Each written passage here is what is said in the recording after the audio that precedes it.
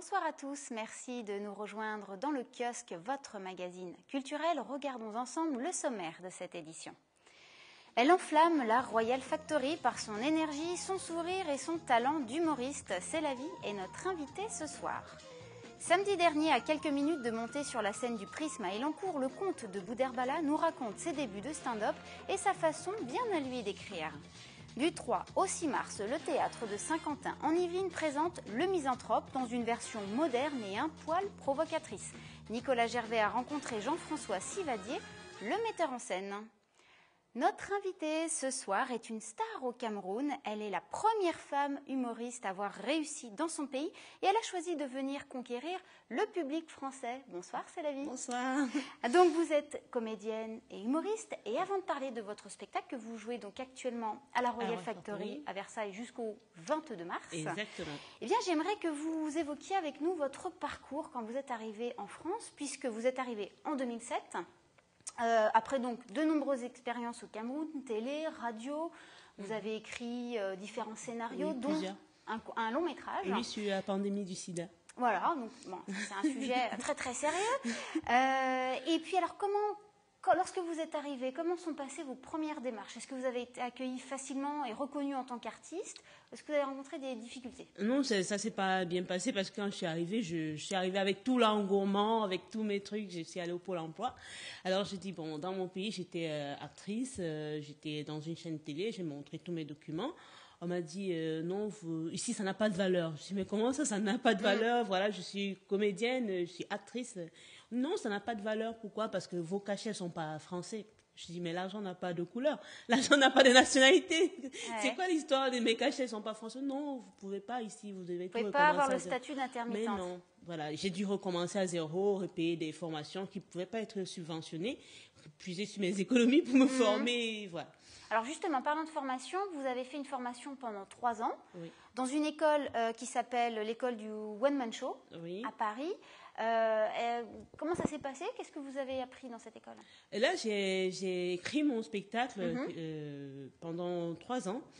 Parce que déjà, quand j'ai fait des formations dans le cinéma, même après ma formation à l'Actor Studio Jack Garfen, qui était une très bonne formation, j'ai vraiment kiffé travailler avec Jack Garfen.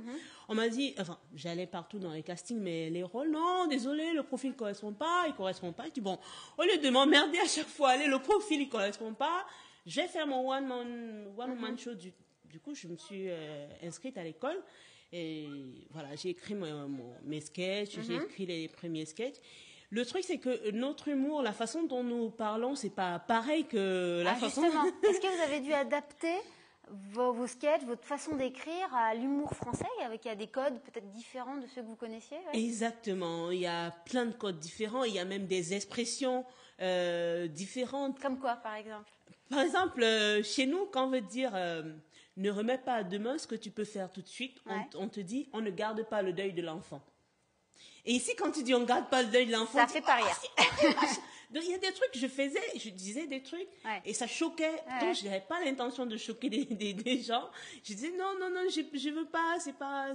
Par exemple, le merci du chien. Chez nous, on dit le merci du chien, c'est le caillou ou les coups de pied. C'est comme pour dire que les gens ne savent pas reconnaître des choses à leur juste valeur et tout. Donc, c'est un peu ça. J'étais confrontée à tout ça. Et il m'a fallu... c'est un peu le choc des cultures, quand même. Exactement, c'est ça.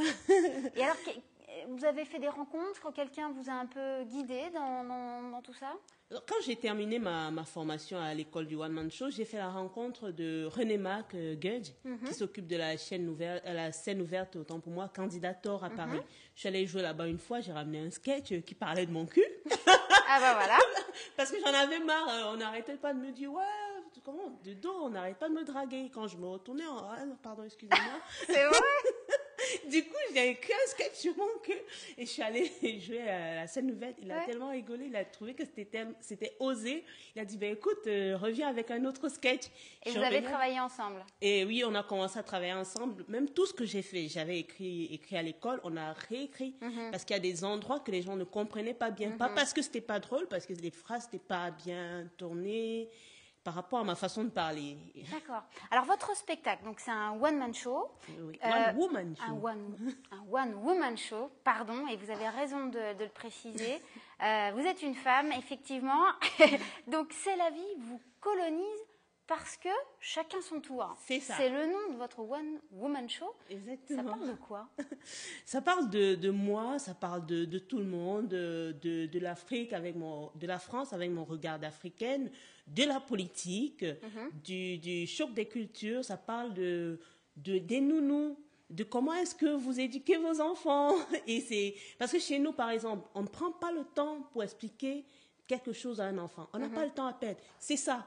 Je crois que je suis allée prendre mon fils à l'école chez deux garçons.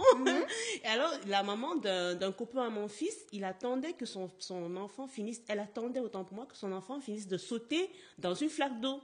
Alors, je la regarde, je suis étonnée, je dis, mais pourquoi vous attendez qu'il saute dans la flaque d'eau? Je dis, non, il faut qu'il le fasse maintenant, sinon plus tard, ce serait... Tiens, d'accord. Mais moi, j'allais dire, ben, vas-y, pourquoi tu sautes dans la flaque? C'est comme ça que j'ai été élevée. Mon papa disait souvent, les Allemands avaient dit, le médicament du noir, c'est la chicotte.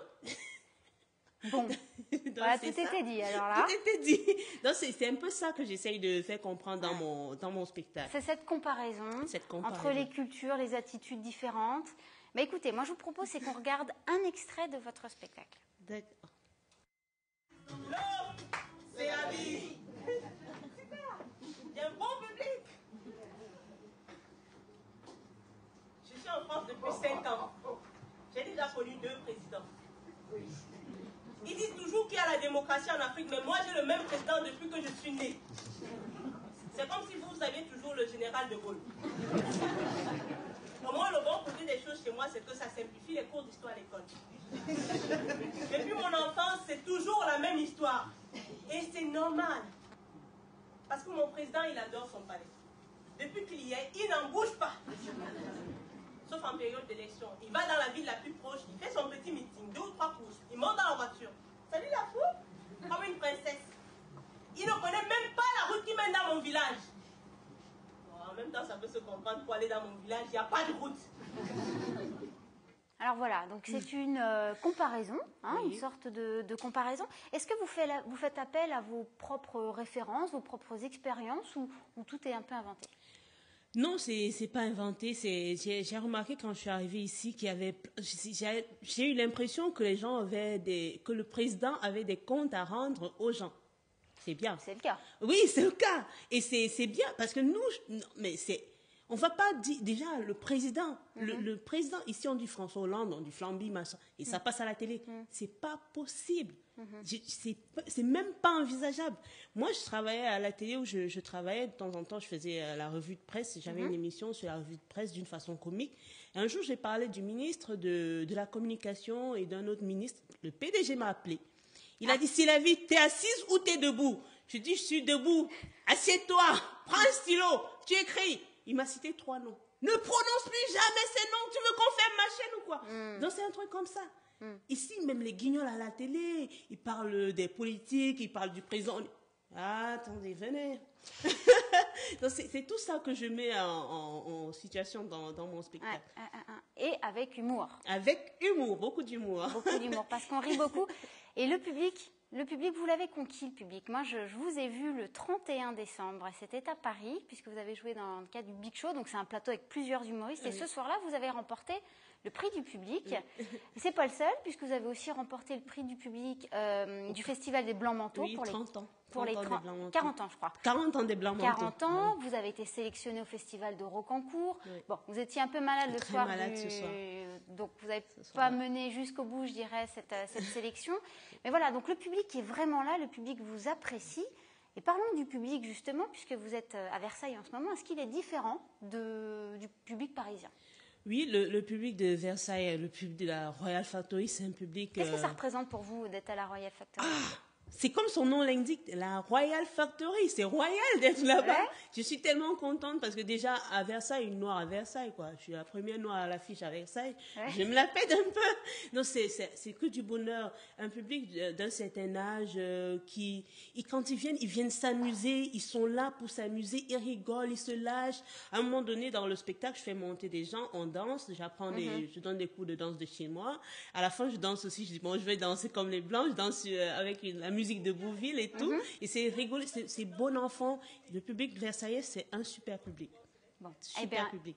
Donc, il ne faut pas hésiter à vous retrouver donc, à la Royal Factory. C'est tous les samedis à 20h30 jusqu'au 22 mars. Exactement. Juste petite anecdote pour finir, c'est la vie. Alors, c'est votre nom de vie et de scène, hein, vraiment? Oui, c'est quoi l'histoire? En fait, quand je suis née, mon père, il a dit « Oh, encore une fille !» Pourtant, j'étais que la deuxième fille sur 42 enfants. 42 enfants? Oui, il avait plus d'imagination. Oui. Mais plus d'imagination, il a dit « Merde, ben merde !» Ma mère, elle a dit « C'est la vie, ben c'est la vie, chérie. » Heureusement, ils ont gardé « C'est la vie ». Valait mieux que... que merde. Voilà, c'est ça. Merci beaucoup d'être venu sur notre plateau.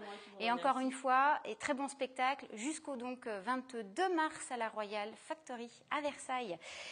On va continuer notre page humour. Samedi dernier, à quelques minutes de monter sur scène, le comte de Boudherbala nous raconte ses débuts de stand-up et sa façon bien à lui d'écrire. On écoute. Ça m'a beaucoup aidé parce que on va dire que j'ai beaucoup souffert là-bas sur scène parce que c'était une école super. Et je dirais que 6 mois là-bas, ça m'a donné 3 ans d'expérience en France, 4 ans. Parce que c'était des contextes très compliqués, dans des petits bars, face à des Américains qui vous attendent pas du tout. Alors les Roumains, quand ils ne peuvent pas aller bosser, ils envoient les Roumaines. Les Roumaines, c'est 2 techniques. Plus l'instinct maternel. C'est bébé. C'est bébé. C'est bébé. C'est bébé. Montre son fils comme si c'était le tien. Mais je le connais pas, cet enfant, madame. Ah non, c'est pas mon fils, non. Moi, je le saurais quand même. Oh, ça va, tu veux me faire une polnareff ou quoi? Qu'est-ce qui t'arrive, toi? Bébé. Bébé, 1 euro, bébé, 1 euro. 1 euro seulement?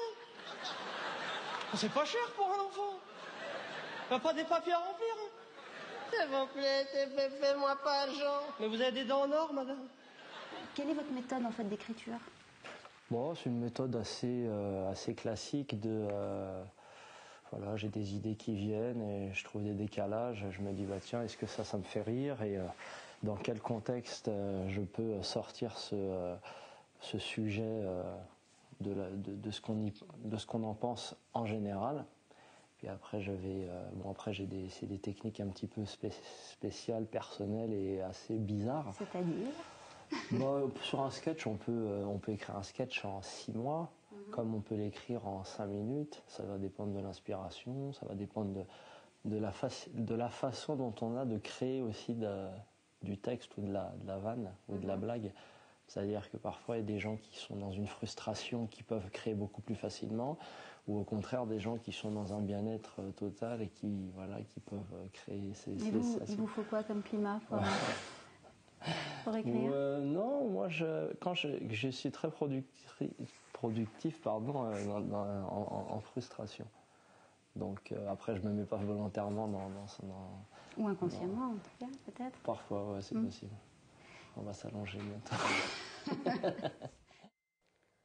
Eh bien, si vous voulez savoir si le comte de Boudherbala finit par s'allonger, je vous propose de regarder l'intégralité de cette interview sur notre site internet www.tvfil78.com, rubrique reportage. Et si vous ne l'avez pas encore vu sur scène, vous pouvez le retrouver le 4 mars à la salle Jacques Brel à Montigny. Et maintenant, retrouvons sans plus attendre Nicolas Gervais pour sa chronique dans le kiosque.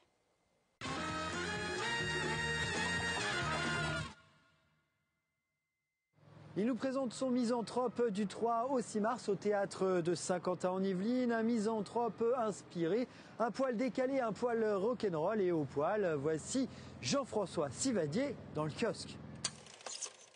Comme l'on m'a dit que vous étiez ici, j'ai monté pour vous dire et d'un cœur véritable que j'ai conçu pour vous une estime incroyable.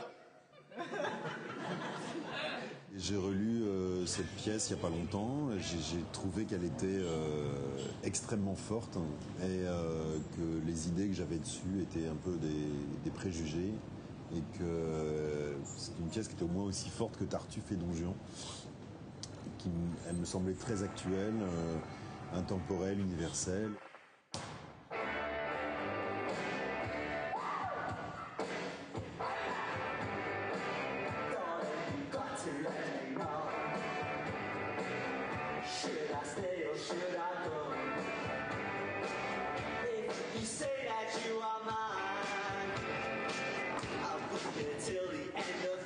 On a mis une chanson des Clash au début de la représentation. On voulait que Alceste commence la représentation par un acte très fort, un acte anarchique. Voilà, et on a trouvé cette chanson des Clash. Le ciel ne m'a point fait, on me donne dans le jour, une âme compatible avec l'air de la cour. Je ne me trouve point les vertus nécessaires pour y bien réussir et faire mes affaires. Être franc et sincère est mon plus grand talent. Je ne sais point jouer les hommes en parlant. Et qui n'a pas le don de cacher ce qu'il pense, doit faire en ce pays fort peu de résidence. Alceste est un rebelle. Il veut être un rebelle, mais c'est quand même un petit marquis. C'est-à-dire que le génie de Molière, c'est d'avoir montré quelqu'un qui refuse le monde, mais qui fait partie du monde. Qui refuse l'hypocrisie de la cour, mais qui lui-même fait partie de la cour, qui a besoin d'être dans ces petits cercles de petits marquis pour exister, et qui est dans un mouvement totalement paradoxal, puisqu'il n'arrête pas de dire qu'il va partir, mais qui reste au centre du plateau parce qu'il veut qu'on le distingue, il veut qu'on le remarque, il veut être le plus intéressant. Parce que s'il part, s'il s'exclut réellement du monde, alors il ne pourra plus parler contre le monde. Or, ce qu'il veut, Alceste, c'est parler, c'est prendre la parole.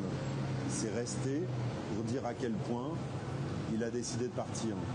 Le génie de Molière, c'est d'avoir rendu Alceste amoureux d'une coquette, Célimène, qui représente le pire exemple de duplicité. Voilà, on peut tous ressembler à Alceste dans notre vie de tous les jours, c'est-à-dire refuser le monde qui nous entoure, refuser les contraintes, refuser voilà, l'hypocrisie du monde, de la politique. Voilà, et pourtant, on ne fuit pas, on reste là et on s'accommode. On s'accommode de notre vie sociale, sinon ce serait la jungle. Faut-il qu'on joigne à tant de grâce les vices odieux des âmes les plus basses? Mais encore qui vous... Ah, tout est ruiné. Je suis trahi. Je suis assassiné. Célimène! Eût-on pu croire cette nouvelle?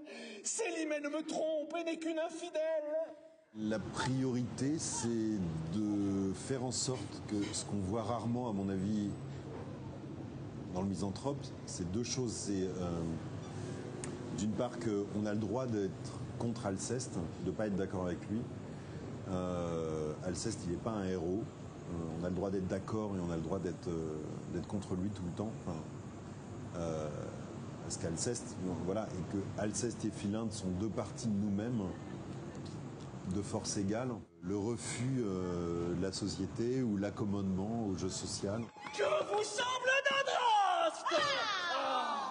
Quel orgueil extrême! C'est un homme gonflé de l'amour de soi-même. Son mérite jamais n'est content de la cour.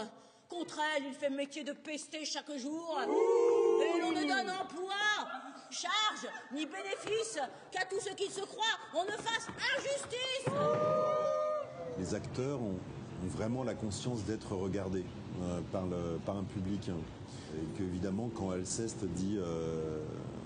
s'adresse au monde dans la première scène, c'est vraiment les gens qui sont dans la salle dont il parle. C'est une des rares pièces de Molière, peut-être même la seule, où c'est rare d'ailleurs au théâtre, que le public n'a pas un métro d'avance sur les personnages. Les personnages, pareil, c'est-à-dire que tout le monde est en train de découvrir la pièce au fur et à mesure, et qu'il y a une chose très forte sur le rapport au présent, c'est-à-dire qu'on ne peut rien deviner de ce qui va arriver. Puis c'est une pièce où il ne se passe absolument rien. C'est ça qui est génial. Évidemment, à partir du moment où on accepte qu'il ne se passe rien, c'est là qu'il commence à se passer énormément de choses. L'honneur de contredire a pour lui tant de charme qu'il prend contre lui-même assez souvent les armes. Et ses vrais sentiments sont combattus par lui aussitôt qu'on les voit dans la bouche d'autrui. Laissez-moi dire, quoi que c'est? Quoi? Vous avez votre tête? On distingue. Et comment ça Les décors et les costumes, moi au théâtre j'aime bien, par exemple si je monte un classique, le Misanthrope, j'aime bien faire se frotter deux époques sur le plateau, c'est-à-dire le 17e en l'occurrence, et puis aujourd'hui, quoi.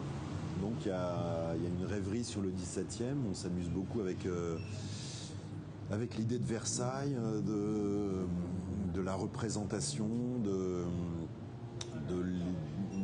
l'élégance, du souci de l'élégance, de la coquetterie.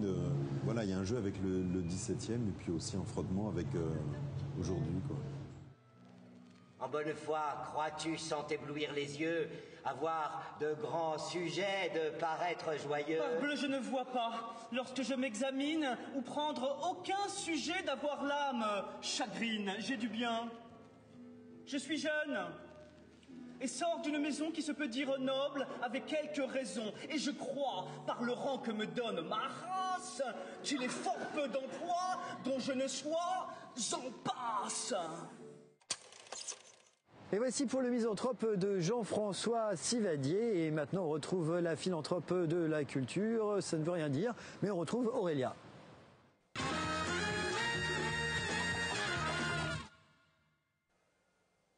Nous sommes mercredi, c'est donc l'heure des sorties ciné au micro d'Élodie Moine.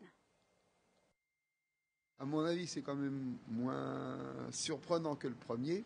On rit, il n'y a que la fin qui est un peu... qui est pas terrible, quoi. Mais sinon, dans le film, il y a des moments très très drôles. Il y a beaucoup d'humour, il y a beaucoup de jeux de mots. On s'est bien amusé quand même. Hein. Voilà. Un bon film. Très bien, ça a bien repris la suite du premier. Donc voilà, et satisfait d'être allé le voir. On se marre, on rigole bien du début jusqu'à la fin. Voilà. On a bien ri, c'était bien. Une très belle histoire, émouvante, qui m'a parfois été chaleureux. C'est un super conte, un peu modernisé, mais c'est bien. Disons que pour les enfants de moins de 10 ans, ça ferait peut-être un peu, ils seraient peut-être impressionnés quand même. Parce que c'est tellement réaliste que voilà. L'histoire était très belle, c'était vraiment quelque chose de fantastique de pouvoir le voir. C'est un beau film, un peu lent, mais très très beau film, très belle poésie, beaucoup de poésie et vraiment un super film, quoi. J'ai bien aimé. Mais un peu lent quand même, j'aurais voulu avoir un peu plus d'action et voir... Alors cette semaine, nous vous proposons d'écouter Luc Bocan, directeur du Ciné7 à Elancourt, nous donner son coup de cœur. Mon coup de cœur cette semaine, c'est le dernier film de Hayao Miyazaki, qui est d'ailleurs le tout dernier, puisqu'il a annoncé à 72 ans qu'il arrêtait après, c'est bien dommage. Et c'est Le vent se lève, c'est un film d'animation, évidemment, japonais, qui dure 2h06, et qui est absolument sublime, et qui raconte la vie, enfin un passage de la vie de Jiro, qui a toujours rêvé de voler, de faire voler des engins, qui va en inventer, jusqu'à créer malheureusement le célèbre Zéro, qui a servi pendant la Seconde Guerre mondiale. Tout ça sur fond de paysages absolument splendides et de dessins absolument splendides de Miyazaki. Je rappelle qu'il travaille à la main, etc., etc. Voilà, donc c'est à voir vraiment, surtout que c'est son dernier film, sur nos écrans cette semaine, mais pas que chez nous.